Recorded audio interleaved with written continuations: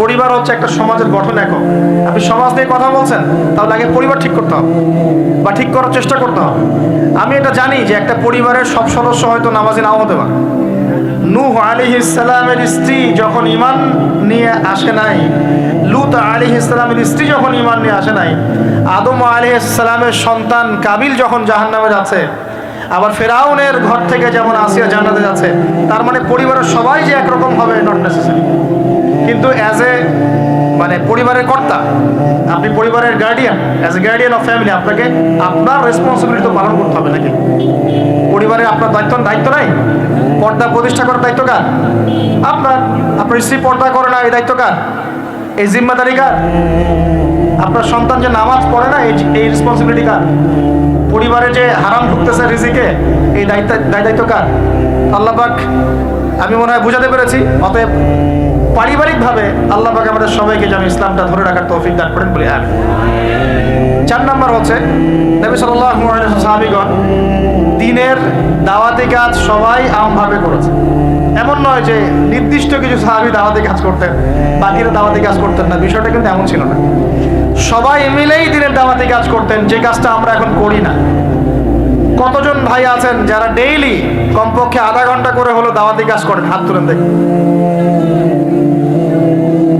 আচ্ছা, না দেখেন, সবাই মিলে যতক্ষণ পর্যন্ত দাওয়াতি কাজ করব না, সৎ কাজে আদেশ অসৎ কাজে নিষেধ, ততক্ষণ পর্যন্ত সমাজ ব্যবস্থা কায়েম হবে না। সবাইকে দাওয়াতি কাজ করতে হবে। একজন আলেম আসবেন, একজন বক্তা আসবেন, ওয়াজ করে যাবেন, দাওয়াত দিয়ে যাবেন, ব্যাস এখানেই ফুল স্টপ, ডোর ক্লোজড, তাহলে হবে না। এভাবে সমাজ প্রতিষ্ঠা হবে না। এভাবে তো বললাম, দাওয়াত দেওয়া হতে পারে, একদিনের ওরস হতে পারে, একদিনের ওয়াজ হতে পারে, একদিনের একটা সম্মেলন হতে পারে, কিন্তু প্রতিষ্ঠা অন্য জিনিস। প্রতিষ্ঠা মানে কি? মানে আমি যে আসলাম, বললাম ভাই 5 ওয়াক্ত নামাজ পড়েন, নামাজের দাওয়াত দিয়ে গেলাম। আর প্রতিষ্ঠা মানে কি? যদি এখানকার অথরিটি আমার কাছে থাকতো আর আপনি নামাজ পড়ছেন না, আমি আপনার দোকান সিলগালা করে ফেলতাম। বুঝতে পারেন নাই? আজান আছে, মার্কেটে দোকান খোলা, দোকান সিলগালা হয়ে যাবে, জরিমানা হবে, ভ্রাম্যমাণ কোর্ট একদম কোর্ট সাথে সাথে বসে আর ফাইন করে দেয়। এটা প্রতিষ্ঠা। নামাজ পড়বো না মানে? মুসলমান নামাজ পড়বো না কেন? তুমি কি অমুসলিম নাকি নামাজ পড়বো না? এর নাম প্রতিষ্ঠা। এটাকে আপনি করতে পারবেন? আপনি এখন দাওয়াত দিতে পারেন, ভাই নামাজে আসেন, নামাজ পড়লে এত নাকি হয়, না পড়লেই হয়। তো এই দাওয়াত তো চলছে মাশাআল্লাহ। প্রতিষ্ঠা কখন হবে? যখন সবাই মিলে সমাজটা পরিবর্তন করবে, তখন গিয়ে প্রতিষ্ঠা হবে ইনশাআল্লাহ। সমাজে যারা নেতৃত্ব দেয়, এরা কি আসমান থেকে টপকে পড়ে, না সমাজের ভিতর থেকে বের হয়? সমাজ যদি পরিবর্তন হয়, নেতৃত্ব এখান থেকেই বের হবে ইনশাআল্লাহ। আর যখন আল্লাহওয়ালা মানুষরা উপরে যাবে, তখন দেখবেন তারা এইসব অথরিটি ইম্পোজ করবে ইনশাআল্লাহ। যে বলেছিলেন 1 মাস, খালি একটা মাস ওমরের শাসন যদি চলে, দেখবেন সব একদম ঠান্ডা হয়ে গেছে ইনশাআল্লাহ। সব ঠান্ডা, একদম ঠান্ডা। এটা ভেরি মাচ পসিবল। 1 মাস সময়, 1 মাস। উমর রাদিয়াল্লাহু আনহু যদি এখন বেঁচে থাকতেন, মনে করেন কথার কথা বলছি, উমর রাদিয়াল্লাহু আনহু এখন বেঁচে আছেন, তিনি আসলেন পাকিস্তানে, আসলেন মনে করেন, সিরিয়াতে আসলেন, কথার কথা বলছি। এমন তাকে মনে করেন দায়িত্ব দিল জনগণ যে আমিরুল মুমিনিন, আপনি সমাজ ঠিক করেন। তার কয়দিন লাগবে? কয়দিন লাগবে জানেন? হ্যাঁ, আমার ধারণা 3 দিন। কয়দিন হয়? 3 দিন। অথবা তিনি বলবেন যে আমার দ্বারা সম্ভব না, আমি গেলাম। কারণ এখানে একটা কারণ আছে, কারণটা শোনেন। আমি কথাটা কেন বলেছি? আলী রাদিয়াল্লাহু আনহুর যুগে কিছু যুদ্ধ হচ্ছিল না, সিফিনের যুদ্ধ, এই যুদ্ধগুলো। তো জনগণ, খারেজিদের সাথে যুদ্ধ হচ্ছে, জনগণের মধ্যে কয়েকজন এসে বলছে, আলী রাদিয়াল্লাহু আনহু, ইয়া আমিরুল মুমিনিন, আমরা ওমর রাদিয়াল্লাহু আনহু, আবু বকর সিদ্দিক, ওসমান, তাদের যুগটা পার করে আসলাম, তো ওই যুগে তো এত ফিতনা ছিল না, তা আপনার যুগে এত মারামারি হানাহানি কেন? ঘটনা কি? একটু বোঝেন আমার কথাটা, মনোযোগ দেন, খুব ইম্পর্টেন্ট কথা। তো আলী রাদিয়াল্লাহু আনহুকে বলছেন, আপনার যুগে এত হানাহানি মারামারি কাটাকাটি কেন? ওমরের যুগে তো এমন ছিল না, আবু বকরের যুগে তো এমন ছিল না, ওসমানের যুগে তো এমন ছিল না। তো আলী ইবনে আবি তালেব বিচক্ষণ মানুষদের মধ্যে অন্যতম একজন বিচক্ষণ মানুষ, তিনি বলছেন, উত্তর দিচ্ছেন, দেখেন কি বিচক্ষণতার উত্তর। তিনি বলছেন, শোনো, আবু বকর ওমরের যুগে আবু বকর ওমর ছিল শাসক, আর আমরা ছিলাম জনগণ। আবু বকর ওমরের যুগে আবু বকর, ওমর, ওসমান ছিল শাসক, আর আমি আলী আর আমার মতো মানুষটা ছিল জনগণ। আর আমার যুগে আমি হচ্ছি শাসক আর তোমরা হচ্ছে আমার জনগণ। কথা বুঝলেন নি ভাই? বুঝতে পারেন নাই? মানে আলী রাদিয়াল্লাহু আনহুর যুগে যে জনগণরা আছে তারা আবু বকর ওমর রাদিয়াল্লাহু আনহুর যুগের জনগণের মতো নন। এই কারণে আলী রাদিয়াল্লাহু আনহুর সমস্যা ফেস করতে হচ্ছে। তো এটাই বলছিলাম, যখন জনগণ সবাই বলছে আমি সুদ খাবো, সবাই বলছে যে পর্নোগ্রাফি দেওয়া হোক, মদ চলুক, বেপরদামি চলুক, হ্যাঁ জুয়া চলুক, আর আমি বেচারা একা একা বসে যদি বলি না এগুলো সব হারাম, তা আমাকে তো পিঠা এখান থেকে সরাই দিবে মানুষ, তাই না বিষয়টা? তার মানে সমাজের মানুষকে পরিবর্তন করতে হবে, আল্লাহ পাকে এটা বোঝাতে হবে। মানুষ যখন পরিবর্তন হবে ইনশাআল্লাহ, তখন দেখবেন এখান থেকে যোগ্য নেতৃত্ব উঠে আসবে। এভাবেই সমাজটা প্রতিষ্ঠা হবে ইনশাআল্লাহ আযজা ওয়া জাল্লা। আল্লাহ পাক আমাদেরকে তৌফিক ইনায়াত করুন। আর কয়েকটা পয়েন্ট আমি একটু থরলি বলে শেষ করছি। 6 নাম্বার, সাহাবীরা কোনোদিনও হারাম খান নাই। কি খান নাই ভাই? মানে অর্থনৈতিক জীবনে কোনোভাবেই হারামে সম্পৃক্ত হওয়া যাবে না যদি ইসলামী সমাজটা, ঠিক আছে ভাই? 7 নাম্বার, অন ইসলামিক কোনো সংস্কৃতির আশপাশেও যাওয়া যাবে না। ইসলামী সমাজটা অন ইসলামিক সংস্কৃতি পরিপূর্ণভাবে বর্জন করতে হবে। আল্লাহ পাক তৌফিক দান করুন। 8 নাম্বার, সমাজের একটা বড় অংশ হচ্ছে মেয়ে মানুষ। সমাজের একটা বড় অংশ কি? এদেরকে অ্যাভয়েড করে সমাজে দিন কায়েম হবে। এই মেয়েদের মধ্যে দিনের দাওয়াতি কাজ বাড়াতে হবে এবং মেয়েদেরকে পর্দায় নিয়ে আসতে হবে। এই দায়িত্ব প্রত্যেক পরিবারের কর্তার। পরিবারের কর্তা ঠিক হয়ে যান, সমাজ ঠিক হয়ে যাবে। ঝগড়াঝাড়িতে যাবেন না, দাওয়াত দিবেন, নসিহত করবেন, ওয়াজ করবেন। যদি দেখেন বুঝাইতে বুঝাইতে বুঝাইতে বুঝাইতে কোনোই কাজ হচ্ছে না, ওই যে আসহাবুল কাহফের হেদায়েত আছে, ঠিক আছে বাবা তুমি তোমার রাস্তায় চলো, আমি আমার রাস্তায় আল্লাহর সাথে চললাম। ইব্রাহিম আলাইহিস সালাম কি বলছেন? ইন্নী যাহিবুন ইলা রাব্বি সায়াহদিন। মনের মধ্যে কত শূন্যতা দেখেন, তিনি বলছেন ইন্নী যাহিবুন ইলা রাব্বি সায়াহদিন। পরিবার তাড়িয়ে দিয়েছে, বাবা তাড়িয়ে দিয়েছে, সাথে কেউ নাই, কেউ নাই সাথে, একা। ইব্রাহিম আলাইহিস সালাম একা। আল্লাহ পাক বলছেন ইব্রাহিম একাই একটা উম্মত, ইব্রাহিম একাই একটা উম্মত। তিনি বলছেন আমি চললাম একাই আমার রবের পথে, তিনি আমাকে পথ দেখাবেন। এত বড় কথা। এই জন্যই তো ইব্রাহিম আলাইহিস সালামের এত সম্মান। নবীগণের পিতা তিনি, সমস্ত নবীগণের দেখা যায় পিতা তিনি, আবুল আম্বিয়া বলা হয়। কত চমৎকার বালাগাত দেখেন। ইন্নী যাহিবুন ইলা রাব্বি সায়াহদিন, আমি একাই চললাম আমার রবের পথে, তিনি আমাকে পথ দেখান। পাশে কেউ নাই, ভেঙে পড়বেন না, একাই চলবেন, কোনো সমস্যা নেই। তো এই যে বলছিলাম, পরিবারের লোক পরিবারে বোঝান, দাওয়াত দেন, সব ঠিক আছে। যদি দেখা যায় যে অন ইসলামিক বিষয়ে চলতে ওদের খুব ভালো লাগে, ইসলামিক বিষয় মানতে খুবই আপত্তি, তখন আপনি আপনার রাস্তায় চলেন, তাকে তার রাস্তায় ছেড়ে দেন। ঝগড়া ছেড়ে দেবেন, জ্ঞান কেচালা যায় না। বাবা তুই তোর রাস্তায় চল, আমি আমার রাস্তায় চল। তারপরে সন্তান। 9 নম্বর হচ্ছে আমাদের সমাজের একটা বড় অংশ হচ্ছে আমাদের এই যে ছোট ছোট বাচ্চা কাচ্চা সন্তান। আগামী প্রজন্মকে অবশ্যই ইসলামী শিক্ষায় শিক্ষিত করতে হবে, না হলে সমাজ কায়েম করা যাবে না। এই দায়িত্ব এখন আপনাদের সবার। আমি শুধু পয়েন্টটা বলে গেলাম। আর সর্বশেষ 10 নম্বর পয়েন্টটা হচ্ছে এই যুব সমাজের চরিত্রটাকে পবিত্র রাখতে হবে। এটা এত গুরুত্ব দিয়ে কেন বললাম? কারণ যুবকরা হচ্ছে সমাজ পরিবর্তনের হাতিয়ার, এবং যুবকদের চরিত্র যদি একবার নষ্ট হয়ে যায়, পর্নোগ্রাফিতে আসক্ত হয়ে যায় বা মাদকে আসক্ত হয়ে যায় বা মেয়ের পিছনে যদি সময় নষ্ট করা শুরু করে, হ্যাঁ এই যে গুন্ডাগার্দি করে, এই যে পাবজি টাবজি ফ্রি ফায়ার হাবিজাবি এগুলোর মধ্যে ঢুকে পড়ে, ও ওর লক্ষ্য থেকে বিচ্যুত হয়ে যায়। তখন এই সমাজটাকে দিয়ে আপনি আসলে কোনো কাজ নিতে পারবেন না। এই কারণে এদেরকে একটা আধ্যাত্মিক প্রশিক্ষণের মধ্যে নিয়ে আসতে হবে। নামাজ, তিলাওয়াত, জিকির, হ্যাঁ আলেম ওলামা সোহবত, ধারাবাহিকতা রক্ষা করা, প্রয়োজনে ভালো কিছু সামাজিক কাজের মধ্যে তাদেরকে নিয়োজিত রেখে তাদের এই যৌবনটাকে আল্লাহর পথে কাটিয়ে দেওয়ার প্রয়াস নেওয়ার চেষ্টা করতে হবে। আল্লাহ পাক আমাদের সবাইকে এই তৌফিক দান করুন। আমি আর যুবক ভাইদেরকে বলবো যে চরিত্রই সবচেয়ে ইম্পর্টেন্ট জিনিস আপনার এখন এই জীবনটার। চরিত্র যদি নষ্ট হয়ে যায়, আপনি কোনো অবস্থাতেই আল্লাহর কাছে পার পাবেন না। প্রিয় ভাইরা, চরিত্র হেফাজত করেন। আর কয়েকটা বিষয় আপনাদের, মাদক আল্লাহর রাস্তায় খায়েন না, মাদকের ধার কাছে যায় না। সিগারেটটাকে অনেকে মাদক মনে করেন না, আমি বলছি এটাও একটা মাদক। সিগারেটের কাছে যাবেন না। মেয়ে নিয়ে সময় নষ্ট করবেন না। কি কারণে আমি বলছি? এই কারণে যে এই পৃথিবীতে এখন যে পৃথিবীটা এখন চলছে, এই পৃথিবীতে বিশ্বাস বলতে আসলে কিছু নাই।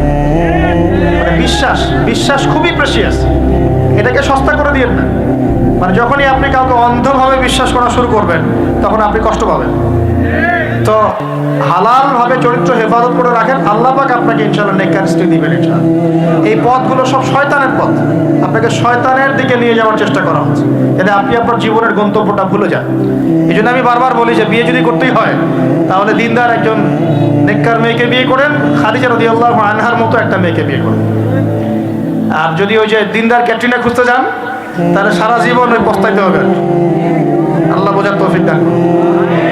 দিনদারিটা দেখে বিয়ে শাদী করেন। চাচা আবু তালেব তিনি কিন্তু মুসলিম নন, অমুসলিম হয়েও তাকে পারিবারিকভাবে সাপোর্ট দিচ্ছেন। পারিবারিকভাবে সাপোর্টটা অনেক ইম্পর্টেন্ট। আর যখন পরিবার থেকে সাপোর্ট থাকে না তখন মানুষ কিন্তু ট্র্যাক থেকে সরে যায়। যাই হোক, গভীরে যাই না। নবী সাল্লাল্লাহু আলাইহি ওয়াসাল্লাম যখন দাওয়াতি মিশন শুরু করলেন, ইসলামের সমাজ প্রতিষ্ঠার চেষ্টা করতে লাগলেন, তখন এই পারিবারিক বাধা, আত্মীয়দের মধ্য থেকে বাধা, সামাজিক বাধা আসতে লাগলো। এক পর্যায়ে হিজরত করতে হয়েছে আবিসিনিয়ায়, তারপর তায়েফ, তারপরে গিয়ে মদিনায়। এখন মদিনায় আলহামদুলিল্লাহ আল্লাহ রাব্বুল আলামিন দিনটাকে প্রতিষ্ঠা করলেন এবং সেখানে নবীকে শক্তিশালী করলেন, সাহাবীরা শক্তিশালী হলেন। আস্তে আস্তে গাজওয়াগুলো হলো, সারিয়াগুলো হলো। এক পর্যায়ে উইদিন 8 থেকে 10 বছরের মধ্যে যে নিঃস্ব হাতে মক্কা থেকে তারা গেলেন মদিনায়, সেই মক্কাই তারা জয় করলেন বিনা বাধায়, বলা যায় অলমোস্ট বিনা বাধায়। প্রায় লক্ষাধিক সৈন্য, লক্ষাধিক সাহাবীদেরকে নিয়ে পুরো মক্কায়, জাজিরাতুল আরবের মধ্যে দিন প্রতিষ্ঠা হয়ে গেল। হলো কিনা?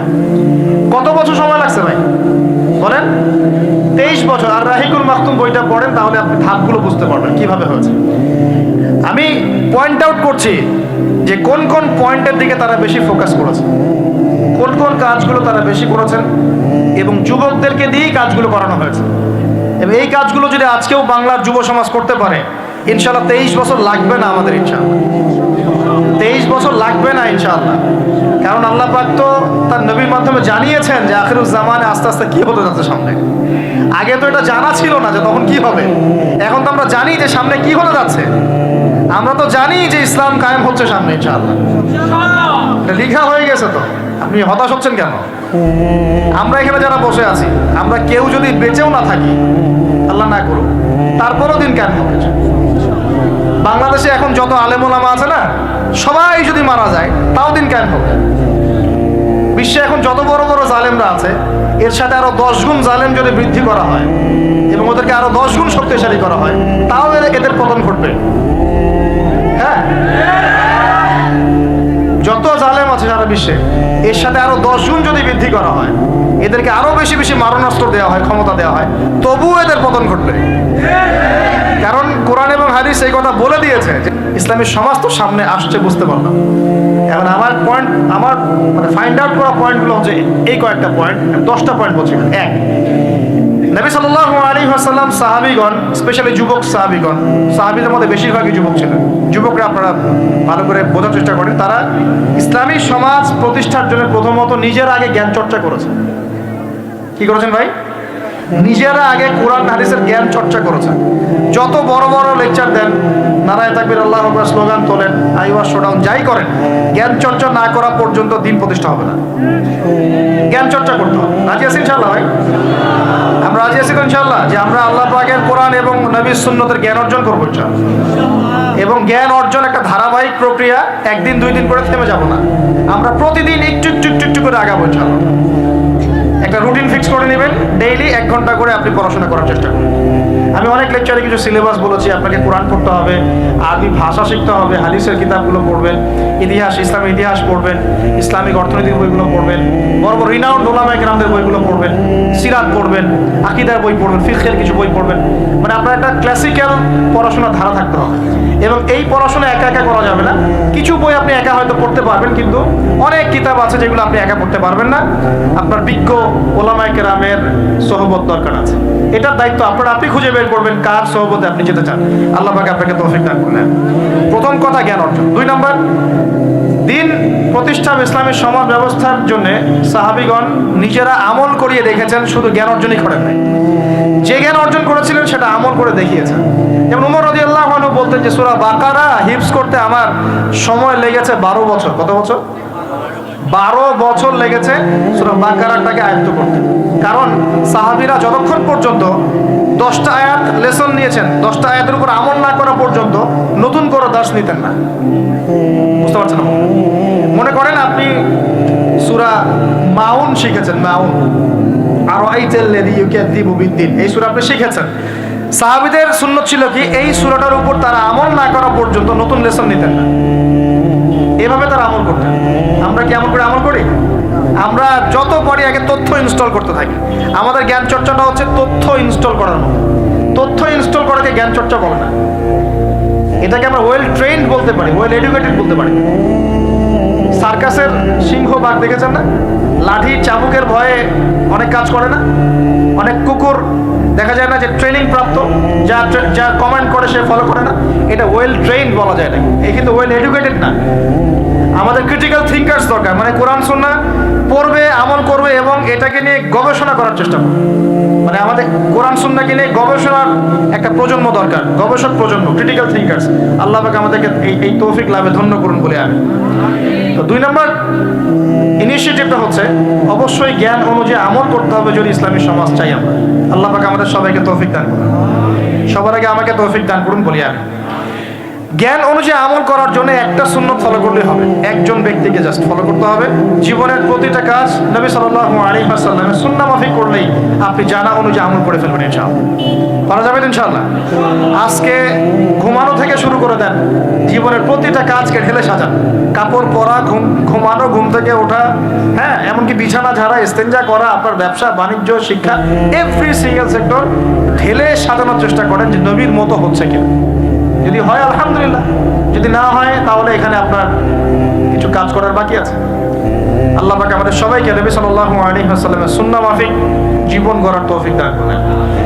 আপনাকে আল্লাহ দুনিয়া পাঠিয়েছেন তার ইবাদত করার জন্য, আল্লাহর জমিনে আল্লাহর দ্বীন প্রতিষ্ঠা করার জন্য। আল্লাহ পাক আমাদের সবাইকে আল্লাহ পাকের জমিনে আল্লাহর দ্বীন প্রতিষ্ঠার যে গ্রহণযোগ্য কর্মপন্থা এগুলো বাস্তবায়ন করার তৌফিক দান করুন বলে আমি। আমরা দোয়া করি আল্লাহ পাক আমরা সবাইকে জ্ঞান অর্জন করার তৌফিক দান করুন, নবীর সুন্নাত অনুসরণ করার তৌফিক দান করুন এবং সিচুয়েশন বোঝার তৌফিক দান করুন, পরিস্থিতি সম্পর্কে সচেতন থাকার তৌফিক দান করুন, হালাল খাওয়ার তৌফিক দেন, মা বোনদেরকে পর্দা রাখার তৌফিক দেন, ইলম অনুযায়ী আমল করার তৌফিক দেন। আল্লাহ পাক আমাদের যুবক ভাইদেরকে হেদায়েত দান করেন, আমাদের পরবর্তী প্রজন্মকে আল্লাহ দ্বীনের জন্য কবুল করেন আমিন। এবং সবাইকে দ্বীন ইসলামের দাওয়াতে কাজ করার তৌফিক আল্লাহ পাক দান করেন, সকলে বলে আমিন।